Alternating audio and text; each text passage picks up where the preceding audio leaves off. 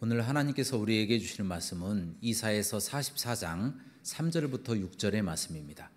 이사야 44장 3절부터 6절의 말씀을 다 함께 봉독하시겠습니다. 시작. 나는 목마른 자에게 물을 주며 마른 땅에 시내가 흐르게 하며 나의 영을 내 자손에게 나의 복을 내 후손에게 부어주리니 그들이 풀 가운데에서 솟아나기를 시냇가에 버들같이 할 것이라.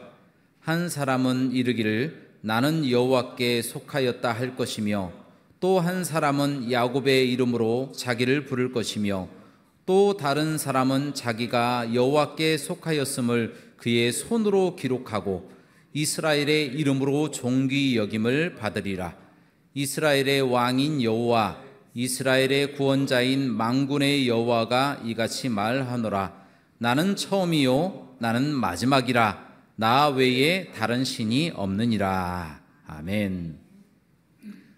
오늘 말씀의 제목은 맥추절의 오순절입니다. 따라 하시겠습니다. 맥추절의 오순절. 오늘은 맥추감사주일입니다.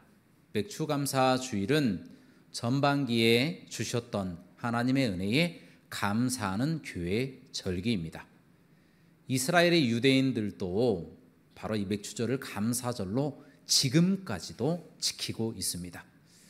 본래 이 맥추절의 기원은 하나님의 명령으로부터 기원이 됩니다. 하나님께서 유대인들에게 1년에 3차례 유월절, 맥추절, 수장절에는 반드시 내게 보이라 라고 하는 명령을 내리셨기 때문입니다. 그래서 유대인들은 반드시 1년에 3차례 유월절, 맥추절, 또 수장절에는 꼭 또 하나님의 전에 나와서 함께 예배하고 감사를 드렸다라는 것입니다. 그런데 공교롭게도 바로 이 날이 구약에서는 이스라엘 백성들이 출애굽한 후에 50일 정도 됐을 때에 시내산에 도착을 합니다. 그 시내산에서 하나님으로부터 이 모세가 십계명을 받지 않습니까? 바로 그 날이 맥추절이었다라는 것입니다. 그리고 신약 성경에서 바로 예수 그리스도께서 탄생한 그 시절에도 맥추절이 지내졌는데요. 그 맥추절은 다른 이름으로 지내졌습니다.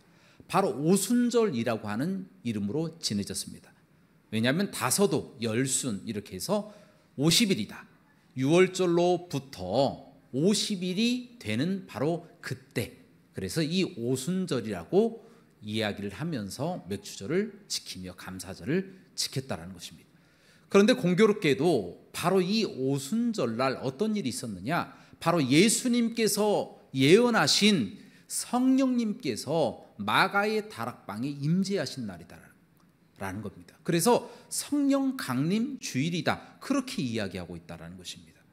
그래서 이 부분을 우리가 정리를 한다면 맥추절은요 오순절과 같은 날이고, 또한 바로 이 날에 출애굽한 이스라엘 백성들이 십계명을 받은 날이고, 또한 신약 성경에서는 예수님께서 말씀하신 성령님께서 강림하신 날이다라는 것입니다. 이것이 바로 50이라고 하는 이 숫자의 공통점을 갖고 있는 그와 같이 중요한 절기다라는 것입니다. 그런데 이와 같이 맥추절, 오순절, 이와 같은 이 절기에는 또 다른 공통점이 하나가 더 있는데, 바로 이 공통점은 무엇이냐? 하나님께서 인간을 구원하시기 위해서 직접적으로 우리에게 처음으로 내려오신 날이시다. 그것이 중요한 점이다라는 겁니다. 그렇다면 하나님께서 우리를 구원하시기 위해서 처음으로 우리에게 직접적으로, 간접적으로가 아닌 직접적으로 은혜를 베푸신 이 의미가 무엇인지에 관하여 함께 은혜를 나누고자 합니다. 먼저 하나님께서는 인간의 타락 이후에도 지속적으로 여러 사람들을 통하여 하나님의 은혜를 가르쳐 주셨습니다. 아담 시대에는 이 가죽옷을 입혀서 보내주셨잖아요. 그리고 노아 시대에는 노아라고 하는 사람을 통하여, 그리고 아브라함 시대에는 또 아브라함을 통하여, 그리고 롯을 통하여 소돔과 고모라 땅을 또 그들에게 하나님의 의를 가르치는 일들을 감당하셨다라는 겁니다. 그래서 하나님은 간접적으로 직접적이 아닌 간접적으로 사람을 통하여 그렇게 하나님의 은혜를 선포를 하고 계셨어요. 그러나 이스라엘 백성들이 출애굽한 그 후에 50일 정도 되는 바로 그날에 시내 산에 도착하게 되는데, 그곳에 모세가 산 꼭대기로 올라가잖아요. 하나님 호렙산이라고도 하고 시내 산이라고도 하는 그 꼭대기에 올라가서 하나님으로부터 십계명을 받게 되는데, 바로 그때에 하나님께서는 십계명을 직접 말씀하셨다라는 거예요. 모세에게 꼭 인간과 인간이 대화하듯이 하나님과 인간이 서로 대화했다라는 거예요.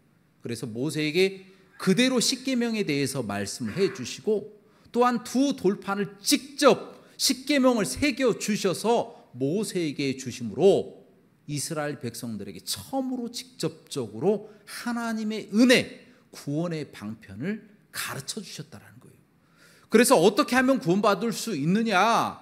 십계명을 다 지키고 율법을 완벽하게 지키면 구원받을 수 있는 그와 같은 길을 하나님이 인간에게 가르쳐 주신 날이 바로 맥추절이고 오순절이다라는 겁니다. 굉장히 중요한 날이잖아요. 그래서 우리 하나님께서는 이 날을 딱 정하셔서 잊어버리지 말고 이 날을 영원토록 지켜라 라고 이스라엘 백성들에게 명령하셨어요. 반드시 1년에 3차례는 나와서 반드시 예배하고 하나님 앞에 감사해라 라고 하나님께서 딱 지정을 해버리셨어요. 그만큼 그 날이 중요한 날이다 라고 하는 것을 반증하는 것입니다. 자, 그런데 예상과는 달리 이토록 큰 은혜를 받은 이스라엘 백성들이 감사해서 감격해서 하나님 앞에 눈물을 흘리고 주의 뜻대로 살아갈 줄 알았는데, 그것이 아니라 하나님의 계명과 하나님의 율법을 가나안 땅에 들어가자마자 다 헌신짝 버리듯이 다 버려버린 겁니다. 하나님도 다 잊어버린 거예요.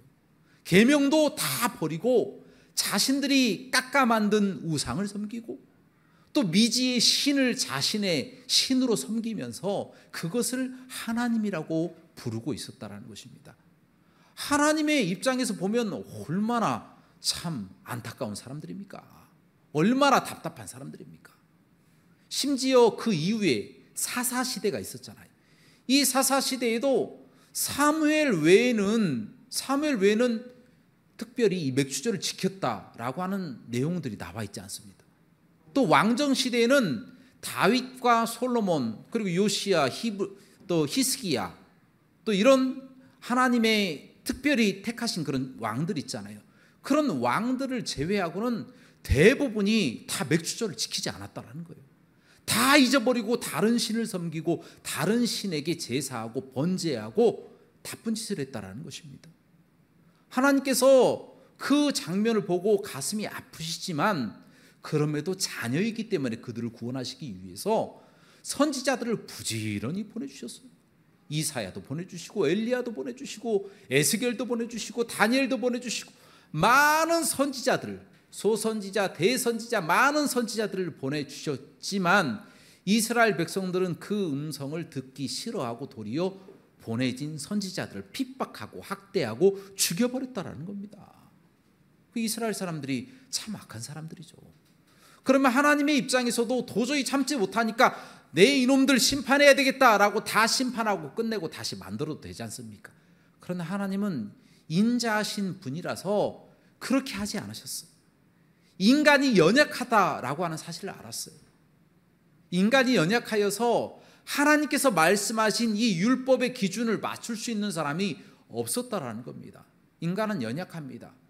또 인간은 마음이 악하고 늘 계획하는 것이 선하지 못하기 때문에 늘 하나님의 마음을 아프게 하고 자기 힘으로는 도저히 율법을 다 지키지도 못할 뿐만 아니라 지키려고 하지도 않았다라는 거예요. 그래서 우리 하나님께서는 어떻게 생각하실까라고 계속 고민을 많이 하고 또 고민을 많이 하고 했지만 방법이 없는 겁니다. 심지어 모세조차도 십계명을 받았는데 모세조차도 이 율법에 합당한 사람이 아니고 자기의 의로움으로는 구원받지 못하는 지경에 이르게 된 겁니다. 모세조차, 십계명을 처음 받은 모세조차도 율법에 합당한 사람이 아닌데 누가 율법을 다 지켜서 하나님으로부터 의롭다함을 받고 구원받을 사람이 누가 있겠냐라는 겁니다. 아무도 없다라는 거예요. 그 기준에 해당되는 사람이. 그래서 하나님께서는 율법 말고, 계명 말고 새로운 길을 제시해야 되겠다라고 생각하신 겁니다. 그래서 새로운 길을 제시하시는데 그 길이 바로 누구냐? 예수 그리스도시다라는 겁니다. 따라 하시겠습니다. 예수 그리스도. 바로 이 예수 그리스도가 새로운 길이 되셔서 그 예수 그리스도를 이 땅에 보내주신 겁니다.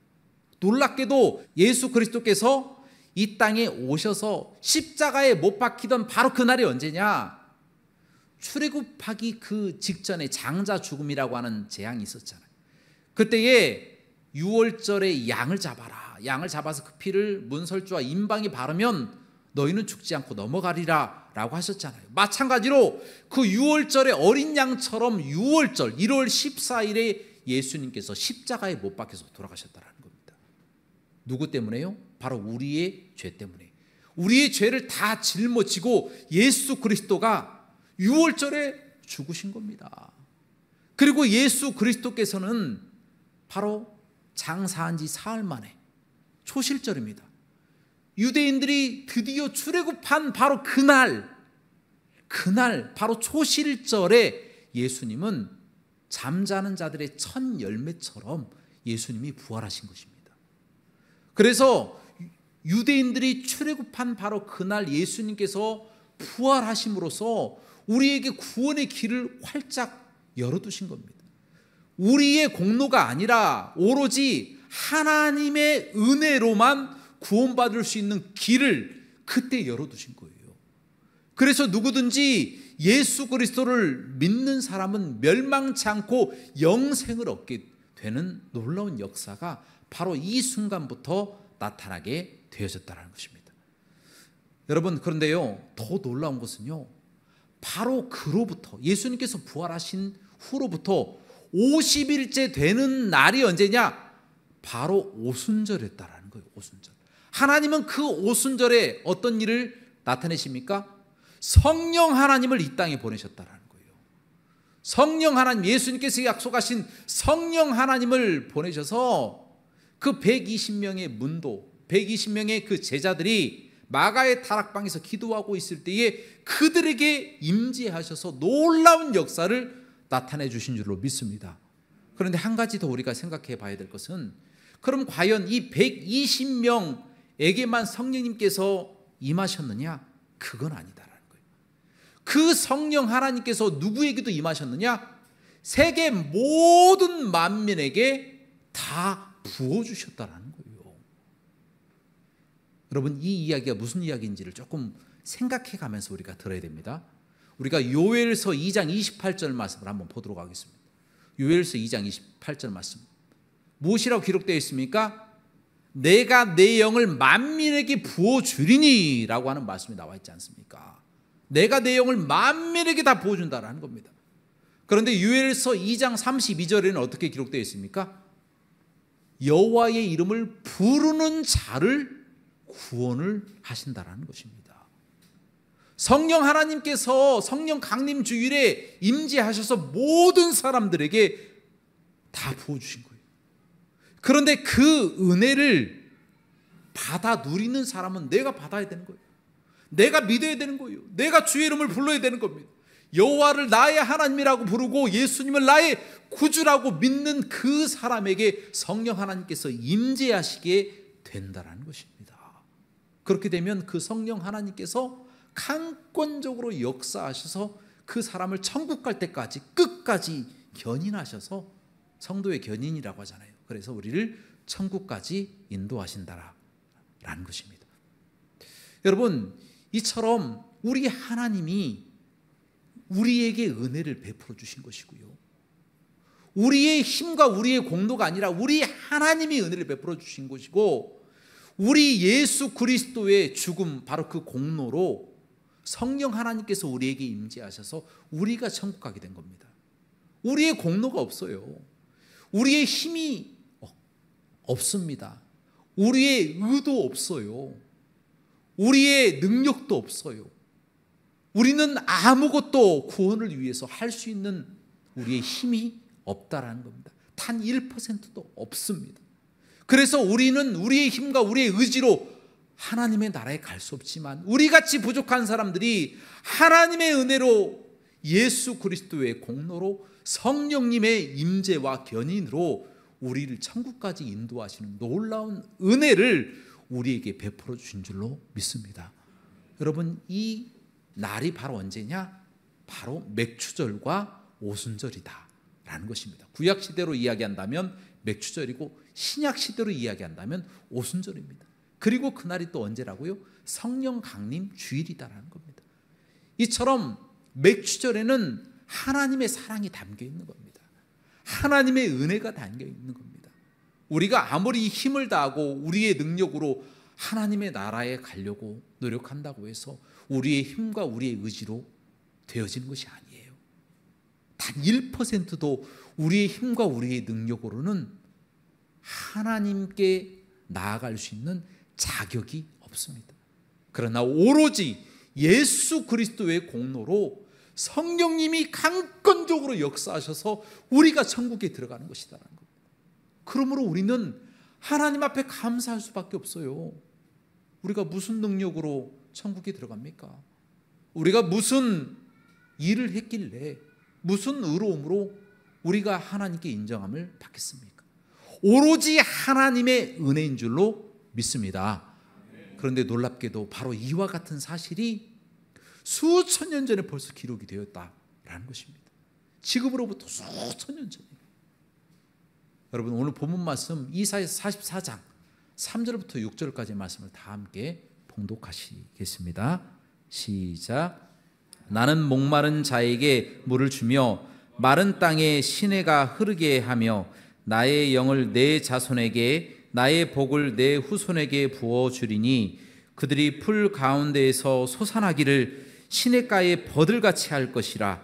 한 사람은 이르기를 나는 여호와께 속하였다 할 것이며, 또 한 사람은 야곱의 이름으로 자기를 부를 것이며, 또 다른 사람은 자기가 여호와께 속하였음을 그의 손으로 기록하고 이스라엘의 이름으로 존귀 여김을 받으리라. 이스라엘의 왕인 여호와, 이스라엘의 구원자인 만군의 여호와가 이같이 말하노라. 나는 처음이요 나는 마지막이라. 나 외에 다른 신이 없느니라. 아멘. 여러분, 말씀에 나와 있잖아요. 그토록 타락하고 그토록 하나님의 마음을 아프게 했던 사람들, 우상을 숭배하고 자기가 깎아 만든 우상을 하나님이라고 여기는 그토록 악하고 하나님을 모르는 무지한 사람들을 우리 성령 하나님께서 역사하셔서 하나님의 은혜로 하나님을 알 수 있도록 해주시고, 예수님의 공로로 죄가 사함받고 성령님의 은혜로 구원받게 해주신 그 은혜에 얼마나 감사하게 되겠느냐라는 겁니다. 이스라엘 사람들도 그와 같이 큰 은혜를 받았어요. 하지만 지금 이 시대에 우리가 하나님을 믿고 있다는 이 사실이 얼마나 감사합니까? 우리가 이스라엘에서 태어난 것도 아니잖아요. 그리고 실제적으로 아브라함의 자손도 아니잖아요. 우리가 피가 섞였습니까? 뭐가 섞였어요? 아무것도 섞인 게 없어요. 이스라엘에 가본 적도 없지 않습니까? 그럼에도 불구하고 우리를 하나님께서 미리부터, 과거부터 우리를 살펴보시고 우리를 구원할 사람으로 다 정해놓으셔서 때가 되니까 다 불러주신 거예요. 다 구원하시려고 그때를 보시고 오늘 이사야서를 통하여 우리에게 이토록 말씀하고 계신다는 것입니다. 내가 내 자녀들에게 하나님의 영을 부어주신다고 말씀하고 계시지 않습니까? 목마른 자에게 물을 주고 마른 땅에 시내를 흐르게 하고 나의 후손에게 복을 주고 나의 자손에게 내 영을 주게 될 것이다. 성령을 말씀해 주신 거예요. 그래서 우리가 예수님을 지금 믿고 후원 받았지 않습니까? 얼마나 놀랍습니까? 불 속에 솟아나는 버들처럼, 시냇가의 버들처럼 우리를 솟아나게 해 주셔서 하나님의 놀라우신 축복을 받게 하고 하나님의 사랑을 받게 하고 지금 하나님의 교회에서 우리가 과거에 알지 못했던 하나님께 예배하고 있고, 또 성령님이 우리 안에 거주하고 계시고 우리가 구원받은 사람으로 하나님의 나라를 기다리고 있는 이 사실이 얼마나 행복하고 감사한 일이냐라는 것입니다. 얼마나 감사합니까? 그래서 어떤 사람들은 이 사실이 너무 감사하니까, 구원이 너무 감사하고 기뻐하니까 이렇게 말씀하고 계시지 않습니까? 나는 여호와께 속하였다, 이렇게 외치는 사람이 있다라고 말씀에 기록되어 있습니다. 또한 나는 야곱의 이름을 내 이름처럼 그렇게 부르게 된다. 야곱의 이름으로 자기를 부르게 된다. 그러니까 내가 야곱입니다 라고 말할 정도로 자신감 있게 이야기를 하게 된다는 거예요. 그리고 나는 여호와께 속하였다라고 글씨로 써가면서 자신의 그 마음을 표현하고 그 감정을 표현하게 된다라고 기록되어 있어요. 또한 이스라엘의 이름으로 존귀 여김을 받게 된다라고 말씀에 또 기록되어 있다는 겁니다. 그렇게 많은 사람들이 자신이 하나님을 믿고 있음을 자랑하고 고백하고 감사하고 기뻐하면서 뛰고 있는 그 장면이 오늘 말씀 이사야서 44장 3절부터 6절 말씀에 기록되어 있다는 겁니다. 여러분, 이와 같은 마음이 우리의 마음이 되어야 될 줄로 믿습니다. 우리도 본래 구원받을 사람들이 아니잖아요. 우리가 처음부터 태어날 때부터 예수님 믿겠습니다 하고 태어난 사람이 있습니까? 아니잖아요. 성령 하나님께서 우리에게 역사하셨기 때문에 하나님의 은혜로 우리가 하나님을 믿게 된 것이고, 예수님의 공로로 우리가 구원받게 된 거예요. 성령님의 은혜로 우리가 이 자리에 있을 수 있도록 지금도 역사하고 계신다라는 겁니다. 두세 사람이 모인 곳에 나도 그들 중에 있다라고 우리 예수님이 말씀하셨어요. 기도하는 중에 계시고, 또 찬양 중에 계시고, 우리의 모임 가운데 계시고, 우리의 삶 가운데 늘 거주하고 계셔서 우리를 떠나지 않으신다라고 말씀하고 계신다는 것입니다. 여러분, 장차 우리 하나님은요, 이스라엘의 왕이 되어서, 이 이스라엘은 우리가 지금 알고 있는 이스라엘 말고 하나님을 믿는, 예수님을 믿는 모든 사람들을 가리키고 있는 거예요. 그 사람들이 나중에 하나님의 나라에 올라가잖아요. 그때 왕은 누가 되실 것 같습니까? 다른 사람 있을 것 같아요? 없습니다. 바로 우리 하나님이 왕이 되셔서, 처음과 나중 되시는 우리 하나님이 왕이 되셔서 우리를 다스리게 되는 그날이 온다라는 겁니다. 여러분, 그날을 기다리시길 주님의 이름으로 축원합니다. 이제 말씀을 정리하고자 합니다. 사랑하는 여러분, 우리는 공로가 없어요. 우리의 의도 없습니다. 우리는 죄인입니다. 그러나 하나님의 은혜로 우리가 구원받은 줄로 믿습니다. 우리는 우리 자신의 능력을 자랑하는 것이 아니라 하나님의 은혜, 오직 예수 그리스도의 공로, 성령님의 임재와 견인을 늘 우리의 삶 가운데 고백하면서 많은 죽어가는 영혼들에게 우리 속에 계신 성령 하나님, 또 그들 위에 지금 부어지고 계시는 그 성령님을 받아들여서 함께 예수님 믿고 구원받을 수 있도록 전도하시는 저와 여러분들 되시기를 주님의 이름으로 축원합니다. 함께 기도하시겠습니다.